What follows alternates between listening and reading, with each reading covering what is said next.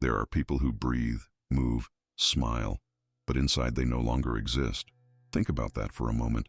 Have you ever looked into someone's eyes and felt that, despite their body being there, something important had disappeared, as if the light that should shine within had been extinguished? This happens more often than we imagine. In bank lines, in classrooms, in work meetings, people who continue to live, but have lost connection to what made them truly alive. It's like a robot that continues to function even after its core programming has failed. Have you ever felt this way? Like you're just going through the motions, completing tasks, responding when your name is called, but not really being present. It's like watching a movie of your own life instead of living it. Franz Kafka, a writer who lived long ago, understood this feeling better than almost anyone. He described people who, on the outside, seemed normal, but inside carried a huge void. In his stories, the characters often felt lost in a world that made no sense. This feeling isn't just ordinary sadness. It's something deeper. It's as if the person continues to exist, but has forgotten why. As if the body moves on, but the soul has been left behind somewhere in the past. Today we'll explore this mystery together. Why do some people seem alive, but have already faded inside? And more importantly, how can we prevent this from happening to us? This truth is revealed when we look at those who carry a silent emptiness in their eyes, even when surrounded by life. These are people you encounter every day, the teacher who teaches without enthusiasm, repeating the same phrases year after year, the neighbor who waves automatically every morning, but whose smile never reaches their eyes, the friend who is always busy, always rushing around, but never seems truly happy about anything. People who function on autopilot, who maintain the mask of everyday life, but who have lost the thread of their own flame. This isn't a far-fetched theory. It's something that could happen to me, to you, to anyone. This discovery is like finding a secret door within ourselves, a door that leads to a place where we keep our true feelings, dreams, and fears. Some people close this door and throw away the key. They do this to protect themselves, to avoid feeling pain, or to better fit into what others expect of them. Think about young children. They are so alive, so present in every moment. When they're happy, their whole body shows it. When they're sad, they don't hide it. They're authentic. But as we grow, we learn to hide, to pretend, to behave, and sometimes, in the process, we lose something valuable. Discovering this inner emptiness is like realizing we're breathing, but we've forgotten how to feel the air in our lungs. We're eating, but we've lost the taste of food. We're living, but we've forgotten how to enjoy life. If you feel this topic touches something deep within you, subscribe and leave a like. This journey is built for those who have felt this inner silence. The most interesting thing is that this discovery doesn't happen suddenly. It's like slowly waking up from a dream. First comes a strange sensation, a discomfort we can't explain. Then, we begin to notice patterns in our lives. Things we do without thinking, words we say without feeling. And finally, one random afternoon, we look at our own image in the mirror and ask, who is this person? What happened to who I wanted to be? There are those who perceive too much, who feel too much, who hear what others ignore. These people are like sensitive antennas in a world of ordinary radios. They pick up signals most people don't even know exist. These individuals see the fragility of life, the weight of social masks, and that's why they appear different. They are more attentive, more sensitive, more restless. This sensitivity, however, can be both a gift and a prison. Imagine being able to sense the sadness hidden in a friend's smile, or notice the beauty of a sunset when everyone else is staring at their phones, or perceive the truth behind the beautiful words in a TV commercial.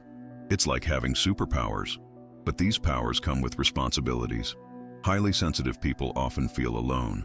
They see things others don't, feel things others don't. It's like watching a movie in vibrant color while everyone around them sees it in black and white. This rare trait leads these people to ask profound questions. While many are content to know how to do things, they need to know why. Why are we here? Why do we follow rules that make no sense? Why do we pretend to be happy when we're not? Children naturally have this sensitivity. Remember how curious you were when you were 5 or 6? How you asked questions that left adults speechless? This natural curiosity, this ability to wonder and question, is something some adults manage to preserve within themselves. Franz Kafka was like that. He saw the world through different eyes. In his stories, he wrote about ordinary people who suddenly realized something was very wrong in their lives. Like in The Metamorphosis, where a man wakes up transformed into a giant insect. But the scariest thing isn't the transformation itself, but how his family reacts, continuing their lives as if nothing major had happened. People with this rare trait are like candles lit in dark rooms. They illuminate corners no one else sees. But they must be careful not to burn out too quickly, or be extinguished by the first draft. The burden is heavy: isolation, misunderstanding, the constant feeling of being a stranger in one's own body. Those who feel too much, who see beyond appearances, often pay a high price for this gift. Imagine being the only person listening to a sad song while everyone around you is dancing happily. You try to explain what you're hearing, but no one understands. Over time, you begin to doubt yourself. Could it be me who's wrong? Emotional exhaustion slowly erodes, and the flame of vitality quietly dies out. The person continues to move but no longer inhabits themselves. It's like a house where the lights are on, but no one is home. Children feel this toll from an early age. That girl who prefers to read during recess instead of playing with others. That boy who asks questions the teacher finds too strange. They are different. And being different, in a world that values following the herd, is not easy. Over time, these people learn to hide, to feign interest in things that don't matter to them, to laugh at jokes they don't find funny, to agree with opinions they actually find wrong. And each time they do this, they lose a piece of themselves. It's like wearing a mask for so long that your face begins to take on its shape. You transform into what you pretended to be, and your true essence becomes increasingly distant, harder to find. If you've ever felt this way, like you're living on autopilot, share in the comments. What are you searching for or feeling right now? Some people try to escape this emptiness through constant distractions, endless series, games, social media, unnecessary purchases, anything to avoid being alone with their thoughts, to avoid facing the inner silence that frightens them. Others throw themselves into their work, believing that achievements and recognition will fill the void they feel. But it's like trying to fill a leaky bucket. No matter how much water you pour in, it remains empty. Kafka, in his writings, depicted characters who seemed alive but were merely shadows of themselves. One of the most famous is Gregor Samsa, from The Metamorphosis, who wakes up transformed into a giant insect. But the scariest thing isn't the physical transformation, but rather the realization that Gregor was already dead inside, long before it happened.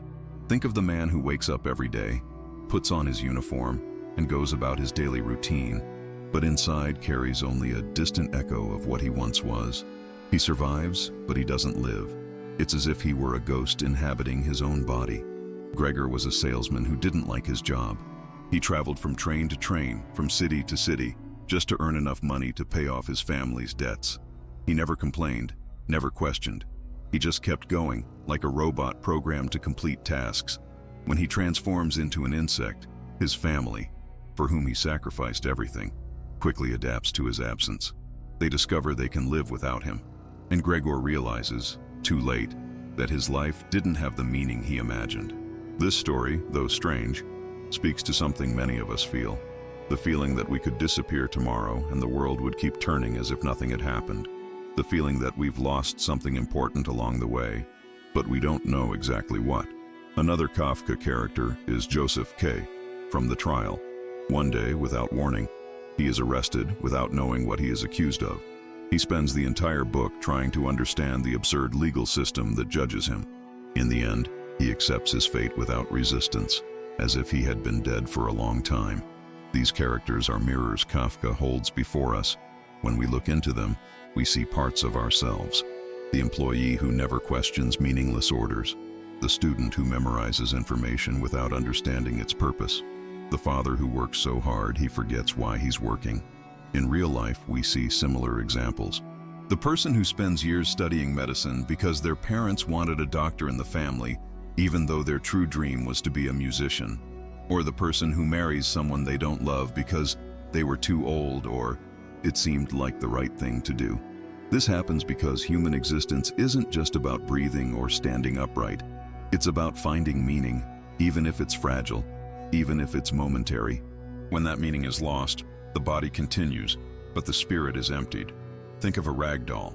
On the outside, it's human-shaped, eyes, mouth, arms, legs. But on the inside, it's just cotton. It has no beating heart, no circulating blood, no thoughts or feelings. Some people become like dolls. They appear human on the outside, but inside, they've lost what made them truly alive. Society fuels this state by demanding efficiency, obedience, and normalcy, but leaving no room for authenticity. From a young age, we're trained to follow rules, often without understanding why. Do your homework. Behave yourself. Don't cry. Don't ask difficult questions. Over time, we learn to follow these orders without question. At school, we value the child who sits quietly in their seat more than the one full of questions and ideas.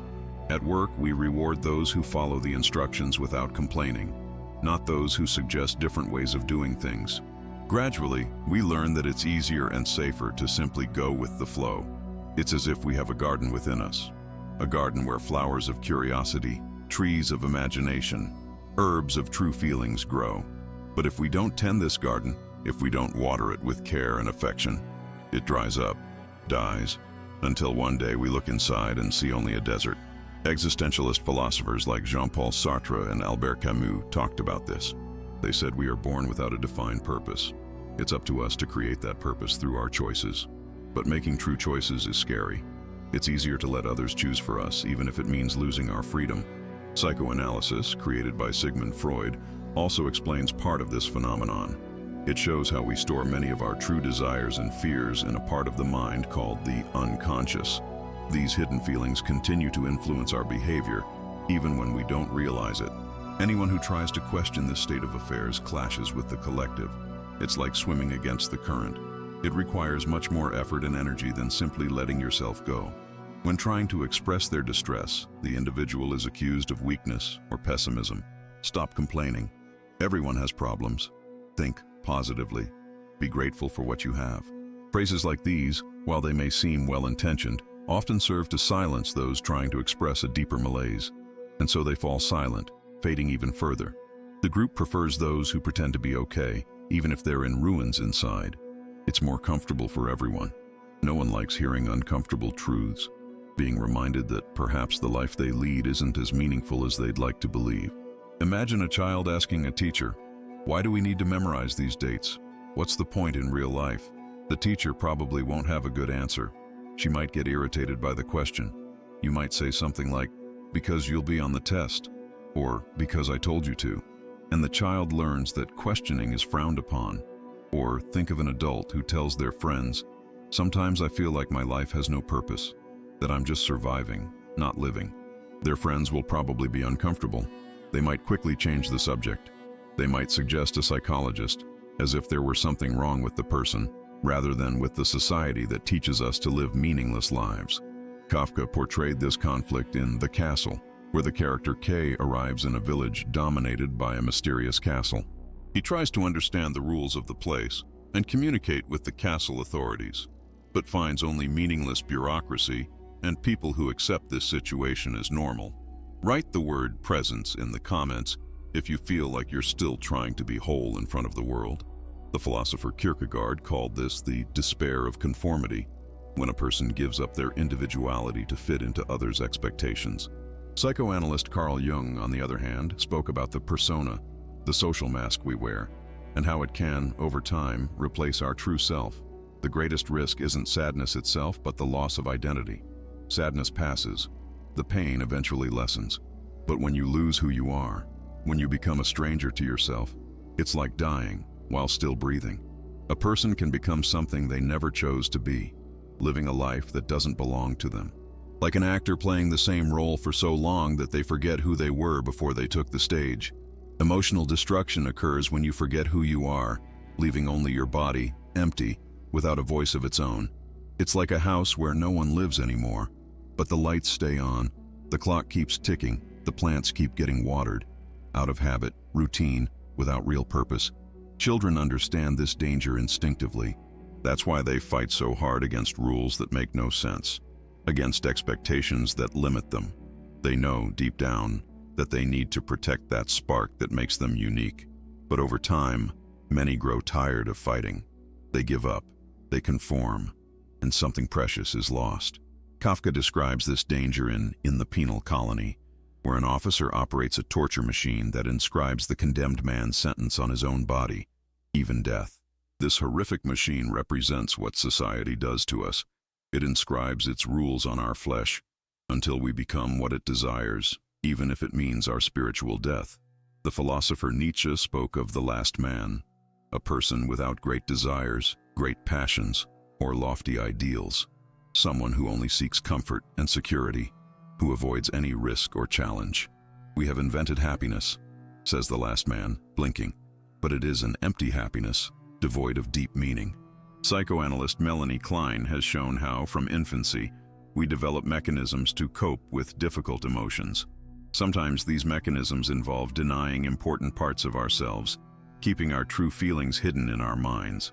Over time, we lose access to these feelings, these essential parts of our being. But there is a way out. It's possible to transform this pain into clarity. Recognize the void not as a sentence, but as a starting point. It's like being lost in a dark forest. The first step to finding your way back is admitting you're lost. When we face the absence of meaning, space opens up to create new meaning. It's like a blank canvas, frightening in its emptiness, but also full of possibilities. The burden can become wisdom. The flame can be rekindled, not to live as before, but to exist more authentically. Kafka, despite his dark stories, was not entirely pessimistic. In his diaries he wrote, "There is infinite hope, but not for us." An enigmatic phrase that can be read in many ways. Perhaps it means that hope exists, but not for those who continue to live as they always have, who dare not change. The first step on this path is to wake up, to realize that something is wrong, to feel the discomfort, the restlessness, and not try to stifle it with constant distractions. It's like when you have a shoe that's too tight. The discomfort is a sign that something needs to change. The second step is to question. Ask yourself, why do I do what I do? Why do I believe what I believe? Are these choices truly my own, or were they imposed on me? It's like a detective investigating your own life, looking for clues to who you really are. The third step is to experiment. Try new things. Give voice to long silenced desires. Allow yourself to feel emotions you used to repress. It's like a bird that has spent its life in a cage and suddenly discovers the door is open. The first flights are awkward, perhaps even frightening, but increasingly liberating. The fourth step is to connect. Find others who also seek to live more authentically. Share experiences, fears, hopes. It's like lighting a small fire in the darkness. Other lost travelers are drawn to the light, and together you warm each other. The fifth step is to create. Give concrete form to your thoughts and feelings through art, writing, music, or simply through a life lived with greater awareness and purpose. It's like a gardener who, after a long winter, returns to cultivate his garden. The danger isn't appearing alive while you've already faded. The real danger is never awakening to the life that could still be yours. Think about how many days have passed without you truly being present in them. How many moments were lost while you were distracted, preoccupied with the past, or anxious about the future. The good news is that no matter how long you've been asleep, you can wake up now.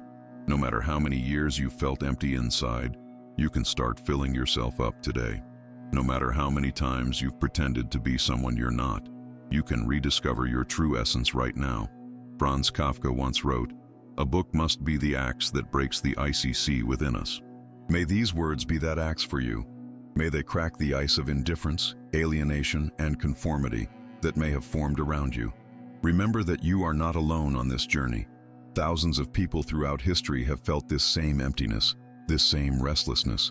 Philosophers like Kierkegaard, Nietzsche, and Sartre, writers like Kafka, Dostoevsky, and Camus, psychoanalysts like Freud, Jung, and Lacan. They all tried to understand and explain this human condition, this feeling of being alive but not living fully. And thousands of people right now are asking the same questions as you.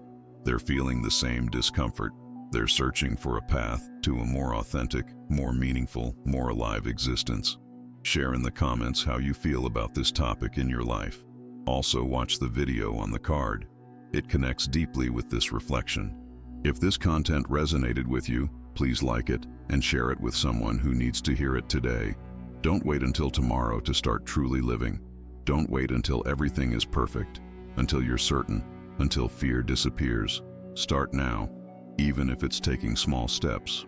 As Kafka wrote, paths are made by walking.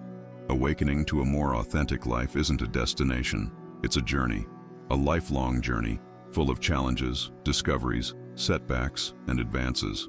But it's a journey worth taking, because in the end, what we have most valuable is precisely this: our life, our time, our ability to feel, to think, to create, to love.